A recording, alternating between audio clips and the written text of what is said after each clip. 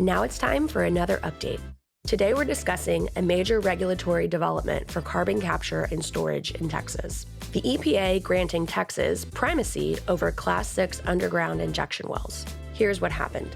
On November 12, 2025, the U.S. Environmental Protection Agency announced a final rule granting Texas Primary Enforcement Authority, or Primacy, for permitting and enforcing Class 6 UIC wells. These are the injection wells designed to put carbon dioxide into deep geologic formations for long-term storage, which is the core component of carbon capture and storage projects. Okay, let me stop for a second and explain primacy. Primacy is awarded when a federal regulator determines that the state program is at least as stringent as federal requirements, so the state can administer and enforce the program itself, subject to federal oversight. Texas already had primacy for other UIC well classes. This action completes the set by adding Class 6 wells to the list. Beginning December 15, 2025, the Railroad Commission of Texas became the primary permitting authority for Class 6 wells in Texas, while the EPA shifted into a more traditional oversight and review role instead of handling the day-to-day permitting. The rule applies to Class 6 wells within Texas, but excludes Indian lands. So what's the real-world impact? State regulators and those in the industries that are governed by them want primacy because of permitting timelines and predictability.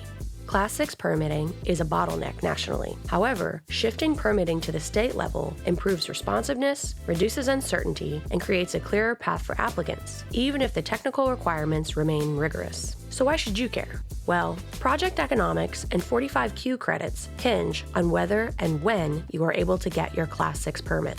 As CCS moves from concept to deployment, permitting delays can mean the difference between a project that works and one that doesn't. And Texas primacy is a big signal that the state intends to be a major CCS jurisdiction, especially for Gulf Coast and Permian region development. That's it for this update. If you're considering a CCS project or evaluating a Class 6 strategy in Texas, RRNA's Energy and Regulatory team can help you map the permitting pathway, align project contracts and diligence with RRC expectations, and position the project for bankable timelines under the new regulatory landscape. Thanks for listening. I'd like to thank Miguel Otero, a junior associate in our Dallas-Fort Worth office, for his help with this update.